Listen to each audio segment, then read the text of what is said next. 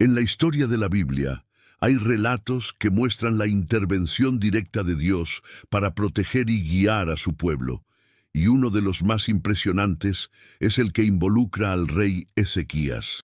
Enfrentándose a una de las amenazas más grandes de su tiempo, Ezequías vivió una de las experiencias más poderosas de fe y milagro. Durante su reinado, que comenzó a los 25 años, enfrentó enemigos formidables, pero su relación con Dios fue lo que lo distinguió. Ezequías era conocido por ser un rey justo, contrario a su padre, el malvado Acab.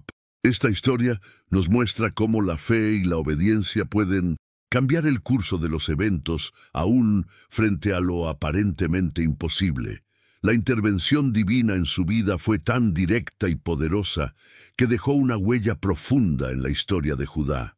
Ezequías fue un rey que se destacó por su dedicación a los principios de Dios, y uno de los actos más significativos de su reinado fue su lucha contra la idolatría. En un tiempo donde el pueblo de Judá había caído en prácticas paganas, él se levantó con valentía para restaurar el culto verdadero. Destruyó los lugares de culto elevados, los postes de acera idolátricos y, lo más impactante, la serpiente de bronce que había sido levantada por Moisés siglos antes. Aunque inicialmente fue un símbolo de salvación, este objeto había sido corrompido por la adoración idólatra. Ezequías comprendió que el propósito de Dios para ese símbolo había sido distorsionado y por eso actuó con firmeza para eliminarlo, regresando así la pureza en la adoración del pueblo de Israel.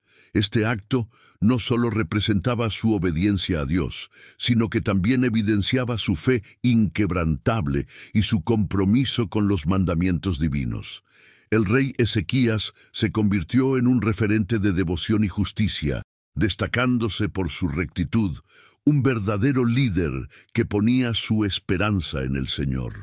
Después de tanto sufrimiento por la infidelidad de los reyes anteriores, Ezequías fue un respiro de esperanza para el pueblo de Judá.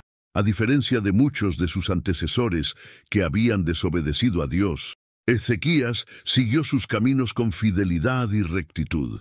Su reinado fue un ejemplo de prosperidad y éxito, todo gracias a la presencia y bendición divina. En cada desafío que enfrentó, Dios estuvo con él, otorgándole éxito en todo lo que emprendía.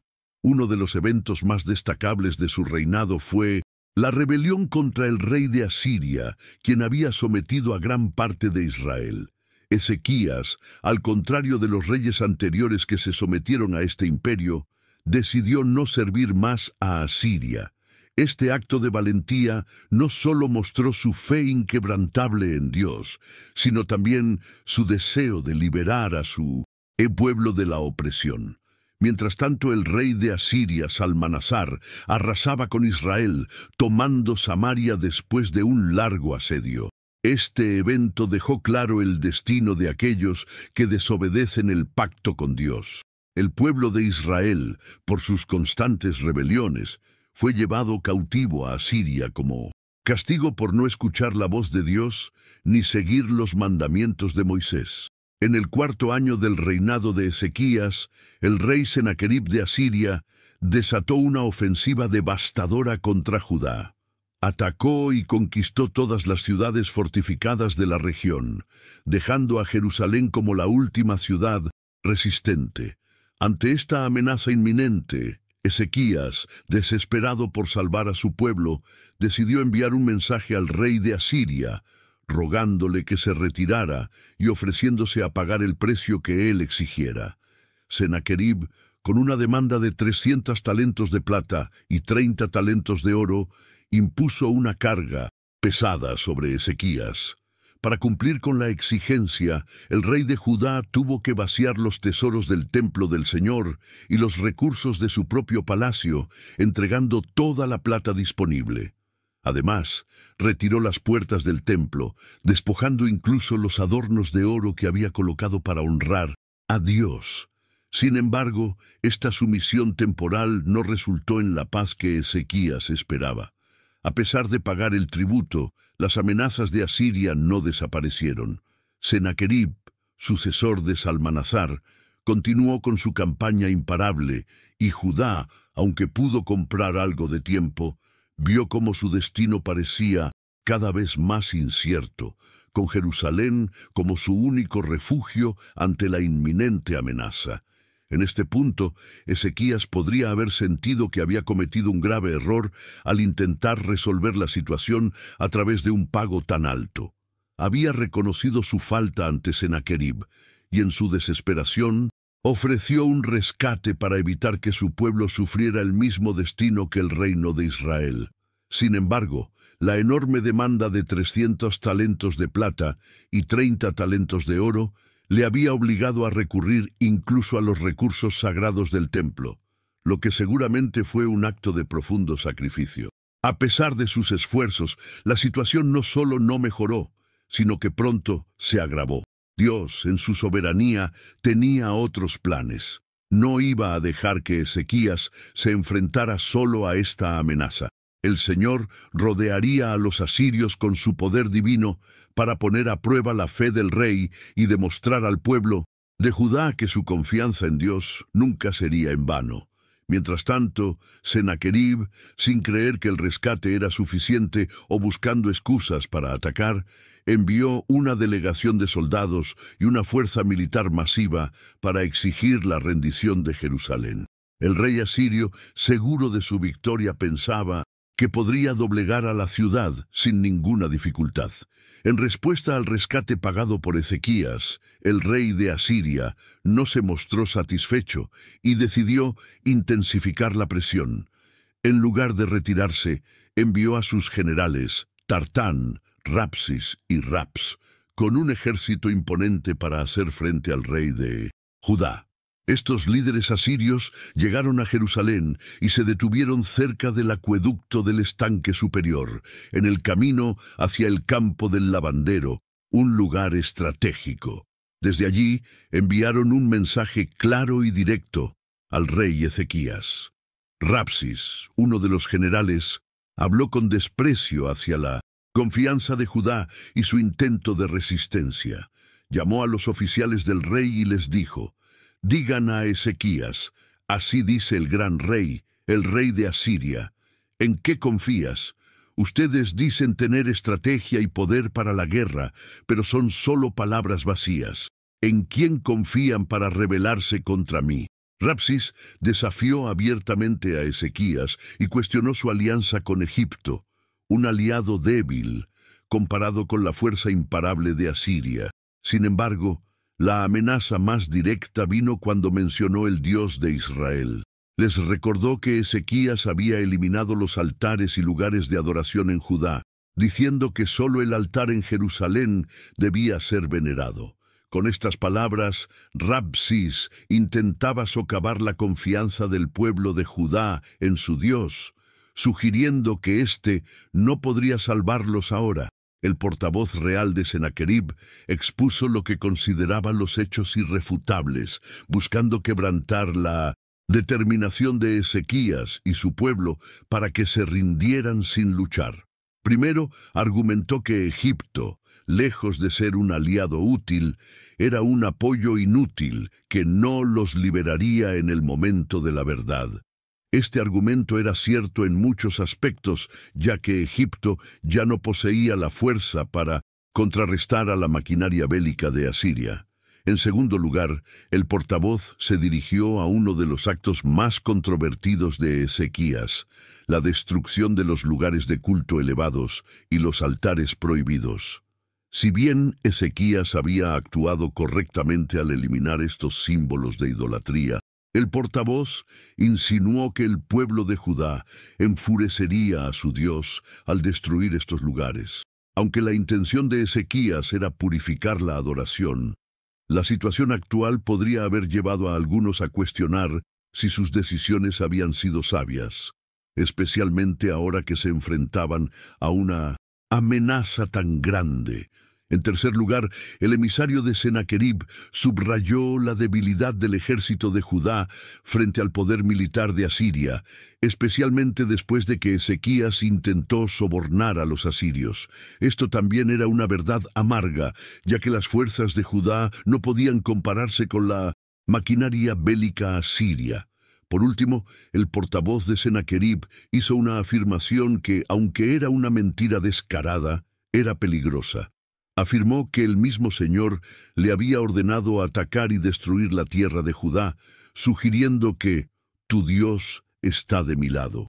Para los habitantes desmoralizados de 1900, Jerusalén, esta afirmación parecía plausible, sobre todo después de ver cómo las fuerzas asirias habían arrasado con los reinos del norte y ahora se encontraban frente a sus puertas. Este tipo de amenazas psicológicas buscaban minar la fe y la esperanza del pueblo en medio de la desesperación. Ante las palabras de desafío de Rabsis, los oficiales de Ezequías, Eliakim, Sebna y Joá, trataron de calmar la situación y evitar que el pueblo escuchara la amenaza directa del comandante asirio. Ellos pidieron que Rabsis hablara en arameo, un idioma que solo los oficiales comprendían, para que las palabras no llegaran a los oídos del pueblo que se encontraba en las murallas de la ciudad. Sin embargo, Rabsis, en un intento de intimidar aún más a los habitantes de Jerusalén, rechazó esta petición y con un tono desafiante, replicó que su misión no era hablar solo con los oficiales, sino en todo el pueblo. En un acto de total desprecio gritó en hebreo, buscando que todos en las murallas pudieran oír sus palabras. Rabsis les dijo que, al igual que ellos, pronto se verían obligados a comer sus propios excrementos y beber su propia orina debido al sitio que Asiria impondría sobre la ciudad.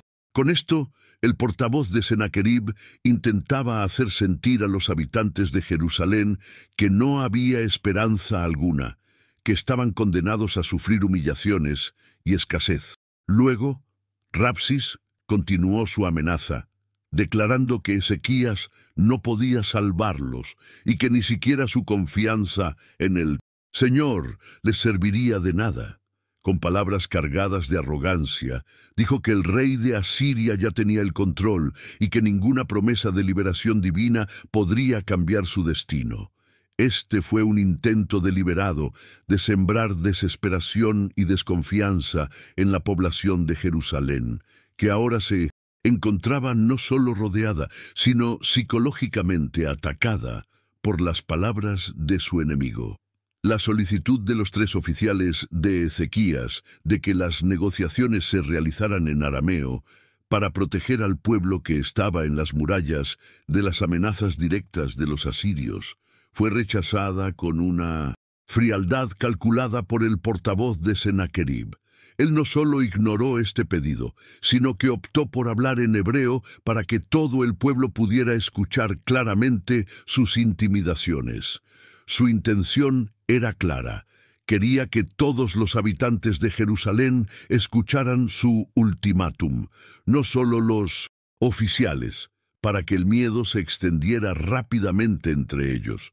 Con una actitud desafiante y humillante, Rabsis amenazó directamente a los residentes de la ciudad, usándolos como un medio para sembrar desesperación. A continuación, les advirtió que no creyeran las promesas de Ezequías, quien les hablaba de la intervención de Dios para salvarlos. ¿Hasta cuándo el pueblo de Judá seguirá confiando en su rey?, dijo Rabsis con desdén. Luego les ofreció una alternativa: rendirse ante él y vivir en paz. Prometió que si se sometían a Asiria, cada uno de ellos podría vivir de manera próspera en su propia tierra, disfrutando de los frutos de sus viñedos, higueras y pozos. Les ofreció una vida que parecía idealizada y libre de sufrimiento, si solo aceptaban su rendición. Les aseguró que, si obedecían, no solo sobrevivirían, sino que vivirían en una tierra llena de abundancia. Sin embargo, lo más manipulador de su discurso fue la advertencia de que Ezequías los estaba engañando al decirles que el Señor los libraría. Este mensaje que mezclaba promesas de prosperidad y amenazas directas, era un intento deliberado de socavar la confianza del pueblo en su rey y en su Dios, al mismo tiempo que los incitaba a rendirse. El portavoz asirio ofreció una visión tentadora de paz y prosperidad a cambio de la rendición de Jerusalén, prometiendo una vida de abundancia en una tierra que, según él, sería tan fértil y próspera como la de Asiria. Para un pueblo que estaba a punto de ser sitiado y aislado, estas promesas podían sonar atractivas. El ofrecimiento de granos, vino nuevo, olivares y miel parecía una vida sin preocupaciones, lejos de las privaciones que se enfrentaban con la guerra y el asedio. Sin embargo, la verdadera intención detrás de estas promesas era clara. La rendición significaba perder la soberanía y la libertad del pueblo de Judá, convirtiéndose en una colonia de Asiria. En un paralelismo con las tentaciones de Satanás, que ofrece placeres temporales y atractivos, pero nunca cumple con lo prometido, el portavoz asirio trataba de engañar al pueblo con una falsa ilusión de seguridad. Rabsis se burló de la confianza en los dioses de las naciones que habían caído ante Asiria, preguntando irónicamente dónde estaban los dioses de Amat, Arpad y Sefarvaim para salvar a sus pueblos. Con esta pregunta, trataba de menospreciar al Señor, sugiriendo que Él no podría ser diferente y que Jerusalén también caería bajo su poder. Ante este desafío y la amenaza directa de un destino irreversible, el pueblo de Jerusalén guardó silencio. La tentación era grande, pero su fe en Dios no se quebrantó, y no respondieron a las amenazas de los asirios, quizás reconociendo que en silencio se mantenían firmes en su fe y su confianza en el Señor. El rey Ezequías, al recibir el mensaje de los oficiales, guardó silencio conforme a la orden dada, que era no responder a las amenazas de Rabsis. Sin embargo, al escuchar las palabras de desafío contra Dios y su pueblo, la angustia y la desesperación se apoderaron de él. El discurso de Rabsis había sido una serie de preguntas retóricas que buscaban minar la confianza del pueblo en su fe. El portavoz asirio había señalado que los dioses de otras naciones no habían sido capaces de liberar a sus pueblos de las garras de Asiria. Por lo tanto, cuestionaba la capacidad del Señor para salvar a Jerusalén. Este mensaje dejó una profunda marca en el corazón de Ezequías, que furioso y desolado reaccionó de manera visible. Rasgó sus ropas en señal de duelo, se cubrió con cilicio, una tela áspera y símbolo de humillación, y se dirigió a la casa del Señor para clamar por la intervención divina. No confiando solo en sus propios esfuerzos, envió a sus oficiales a buscar a Isaías, el profeta de Dios, con un mensaje desesperado. A través de ellos, Ezequías pidió que Isaías intercediera ante el Señor, suplicando que Dios escuchara las blasfemias de Rabsis y el insulto directo al Dios vivo. Reconociendo que el pueblo estaba al borde de la desesperación, Ezequías pidió una oración por los pocos sobrevivientes que quedaban, pidiendo la misericordia de Dios para el remanente de Judá que aún quedaba en pie. Este acto fue un reconocimiento de su total dependencia de Dios en medio de una amenaza que parecía invencible. Cuando el rey Ezequías escuchó el informe de sus oficiales, reaccionó con la misma angustia y desesperación. Rasgó sus ropas y se cubrió de cilicio, igual que sus hombres. En ese momento seguramente se cuestionaba cómo había llegado a esta situación tan terrible a pesar de su obediencia a Dios y de haber renovado el culto en Judá. Durante su reinado había seguido las instrucciones del Señor, había visto prosperidad y había experimentado la bendición de Dios. Sin embargo, en este instante, parecía que Dios estaba en silencio, sin responder a sus esfuerzos y oraciones. Esta situación nos recuerda que la fidelidad a Dios no siempre nos protege de la adversidad. En cambio, nos prepara para enfrentar los desafíos de la vida. En momentos de crisis, la forma en que vivas tu vida desde una perspectiva divina será la clave para mantener la esperanza y la fuerza. Confiar en Dios, tanto en los tiempos buenos como en los malos, no solo te prepara para afrontar los problemas, sino que también te da la oportunidad de ver a Dios obrar en medio de las dificultades. A pesar de su angustia, Ezequías entró al templo del Señor para adorar. Fue un acto de fe, un reconocimiento de que, incluso en la desesperación, el lugar de refugio era la presencia de Dios. Además, siguió una tradición de sus antecesores y envió una delegación cubierta de cilicio al profeta Isaías. Les pidió que le trajeran la palabra de Dios, confiando en que el profeta podría interceder por ellos. Los siervos del rey explicaron la difícil situación de Judá y relataron las burlas de los asirios contra el Dios vivo. Fue en este momento de total desesperación cuando Isaías, movido por el Espíritu de Dios, les respondió: «Digan a su Señor, así dice el Señor, no temas las palabras que has oído, con las cuales los siervos del rey de Asiria me han insultado. He aquí, pondré un espíritu en él, y oirá un rumor, y regresará a su tierra, y haré que caiga por la espada en su propia tierra». Esta promesa de Dios era clara. Él tomaría control de la situación y haría que el rey de Asiria regresara a su tierra, donde caería a manos de su propia espada. Dios no los dejaría.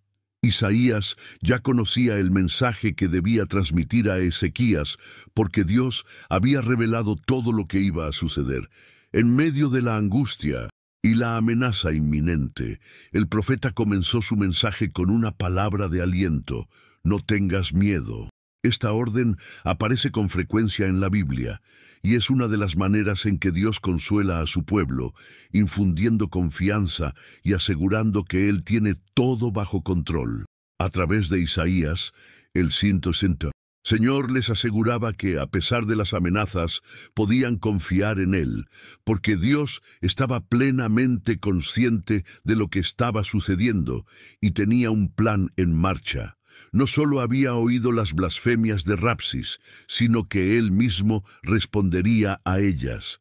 La amenaza de que Jerusalén sería tomada no se cumpliría, ya que el rey Sennacherib regresaría a su tierra y allí moriría a manos de la espada. El mensaje de esperanza para el pueblo de Judá estaba claro: Dios no los abandonaría. Sin embargo, la paz aún parecía lejana, pues cuando Ezequías se enteró de que el rey de Asiria había dejado Laquis y regresaba a atacar Libna, recibió otro mensaje de Sennacherib. El rey asirio, furioso y decidido a no perder, envió mensajeros a Ezequías, repitiendo su desafío: «No dejes que tu Dios en quien confías te engañe, diciéndote que Jerusalén no caerá». Sennacherib trató de minar la confianza del pueblo, recordándoles lo que había hecho a otras naciones, destruyéndolas por completo, y preguntando con desprecio si Jerusalén sería la excepción. Incluso mencionó los dioses de las naciones que él había conquistado, burlándose de ellos y sugiriendo que el Dios de Judá no sería diferente.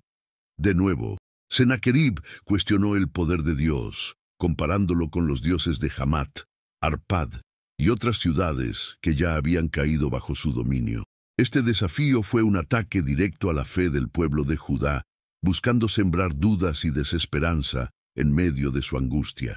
Mientras el portavoz real de Sennacherib esperaba una respuesta de Ezequías, probablemente acampado en las murallas de Jerusalén, recibió noticias de que el rey de Judá había retirado su ejército de Laquis y se encontraba ahora luchando en Libna, a unos 40 kilómetros al suroeste de la ciudad.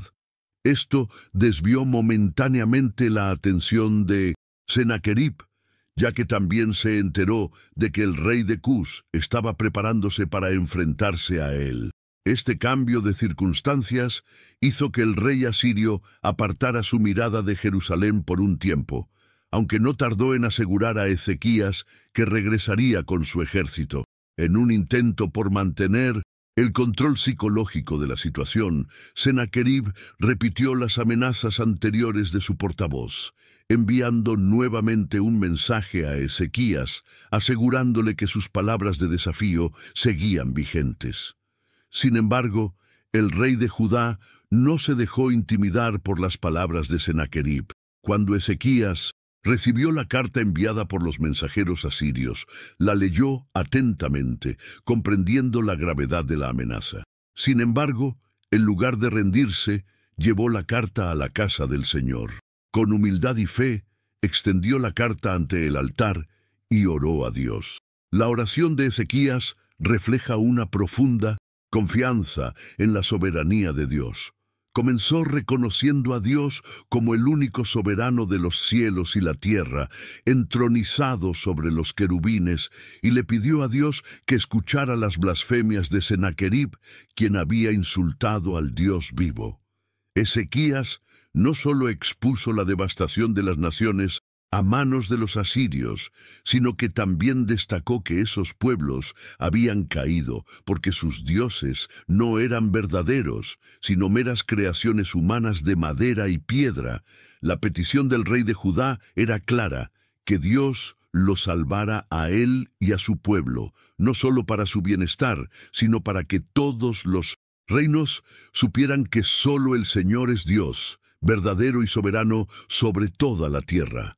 Esta oración fue un acto de fe y humildad, un reconocimiento de la incapacidad humana frente a la amenaza de Asiria y una apelación a la misericordia divina. Cuando Ezequías leyó la carta de Sennacherib, algo notable sucedió. No rasgó sus vestiduras, como había hecho anteriormente, ni se mostró abrumado por el miedo o la desesperación. En lugar de caer en la angustia, esta vez eligió una respuesta diferente, una respuesta basada en la fe. Al ver la amenaza directa de Asiria, el rey de Judá no permitió que el miedo controlara su corazón. En lugar de eso, su primera reacción fue llevar la carta al templo del Señor y presentarla ante Dios, un acto profundo de confianza. Al no rasgarse las vestiduras, Ezequías daba un mensaje claro. Su esperanza no descansaba en las circunstancias externas ni en la amenaza del rey asirio, sino en la intervención divina. Al colocar la carta en presencia de Dios, Ezequías estaba simbolizando que toda la situación, toda la amenaza, estaba bajo el dominio de Dios y que solo Él podría salvarles. Esta acción mostraba su fe inquebrantable en el poder de Dios para obrar independientemente de lo que el rey de Asiria pudiera decir o hacer. Ezequías entendió que el sufrimiento y la adversidad, aunque reales y graves, no definían el resultado de la batalla. Era la respuesta de Dios la que tendría la última palabra. Este acto de fe fue un ejemplo de cómo enfrentar los momentos de angustia con una perspectiva centrada en Dios, confiando en su poder y soberanía. En medio de su angustia y desesperación, Ezequías no recurrió al pánico ni a la desesperación, sino que con profunda fe llevó la carta de Sennacherib al templo del Señor. Allí la extendió ante Dios, simbolizando su completa sumisión al Rey Divino. Reconoció que solo Dios tenía el poder para salvar a Judá, y en su oración recordaba la relación especial entre el pueblo de Israel y su Creador. Ezequías sabía que los dioses de las naciones que habían sido derrotadas por Asiria no tenían poder alguno, ya que eran meras creaciones humanas, sin vida ni capacidad de actuar. Pero el Señor no es una creación humana. Él es el creador de todo lo que existe, el que hizo los cielos y la tierra. Al poner la carta ante Dios, Ezequías no solo estaba presentando su queja, sino también reconociendo que este ataque a Jerusalén no era solo una amenaza contra su pueblo, sino un insulto directo al carácter de Dios mismo. Ezequías pidió a Dios que se reivindicara, mostrando su poder y autoridad sobre todo. para que todos supieran que solo Él es digno de adoración. Esta oración de Ezequías, llena de fe, es un modelo para los creyentes en tiempos de aflicción. En lugar de ceder al miedo, Ezequías buscó la intervención divina y reconoció que la gloria de Dios estaba en juego. Su oración reflejó una confianza total en que solo Dios podía actuar en favor de su pueblo. Al poco tiempo, Isaías, el profeta de Dios, envió un mensaje a Ezequías, afirmando que Dios había oído su oración. La respuesta del Señor a las blasfemias de Sennacherib fue contundente. Dios habló de la burla que la hija de Sión haría al rey de Asiria, de cómo su arrogancia sería humillada. Dios reafirmó que no eran solo las ciudades que Sennacherib había conquistado las que caerían, sino que Él, el Señor, ya había planeado todo desde tiempos antiguos. A través de Isaías, el Señor declaró que, a pesar de la arrogancia de Asiria, Él tomaría control de la situación. Los planes de Sennacherib serían frustrados, y el rey asirio regresaría derrotado, como un prisionero, por el mismo camino por el que había venido. Este mensaje de Isaías fue una respuesta directa y poderosa a la blasfemia de Sennacherib, reafirmando que el Señor tenía todo bajo su control y que no permitiría que su pueblo fuera destruido. Dios, como siempre, escuchó la oración de Ezequías y respondió con una declaración poderosa a través del profeta Isaías. La respuesta del Señor fue una burla directa y poética hacia la arrogancia de Sennacherib, exaltando la soberanía de Dios sobre todas las naciones. El rey asirio no solo había ridiculizado a Judá y a su rey, sino que también había blasfemado contra el Dios de Israel. En su orgullo, Sennacherib había asumido que sus victorias y conquistas eran producto de su propio poder y estrategia, abriendo camino a través de varias naciones como si fuera el líder supremo. Sin embargo, lo que no sabía era que sus victorias no eran el resultado de su habilidad o fuerza, sino que estaban predestinadas por Dios como parte de su plan divino. Sennacherib, al igual que cualquier otro gobernante o líder en la tierra, no era más que un peón en el reino soberano de Dios. Él no podía dar ni un paso, ni tener ni un pensamiento, sin que Dios estuviera al tanto de ello. Incluso su furia contra el Señor no era algo que se le escapara al Creador.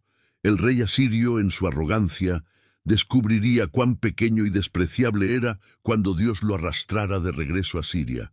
El mensaje de Dios era claro: no hay poder en la tierra que esté por encima de su soberanía.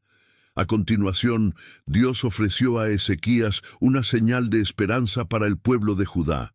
A pesar de la angustia que estaban viviendo, el Señor les prometió que, aunque el reino de Judá estaba pasando por tiempos difíciles, habría restauración. En el primer y segundo año después de la invasión, el pueblo comería de los frutos que crecieran por sí mismos, pero al tercer año plantarían viñas y cosecharían fruto. Esta señal era una promesa de abundancia después de la desolación. El remanente que quedara de Judá echaría raíces y produciría fruto, mostrando que a pesar de la destrucción, la restauración y el renacer de la nación estaban asegurados. Dios declaró que el celo del Señor de los ejércitos haría esto posible, y no había nada que pudiera impedir su voluntad. De Jerusalén y del monte Sión saldría un grupo de sobrevivientes que, bajo la protección y poder de Dios, prosperarían y se levantarían de las cenizas. Dios, en su misericordia, ofreció palabras de consuelo a Ezequías y al pueblo de Jerusalén, quienes se encontraban ante una situación desesperada, enfrentando un sitio inminente y la amenaza de hambruna debido al cerco asirio. El pueblo de Jerusalén no podía salir de las murallas para sembrar, lo que los dejaba vulnerables al hambre, pero Dios les dio una señal de esperanza. La señal que el Señor le dio a Ezequías era clara. Durante los próximos 2 años, el pueblo comería de lo que creciera por sí mismo, de las semillas que brotarían sin ser plantadas.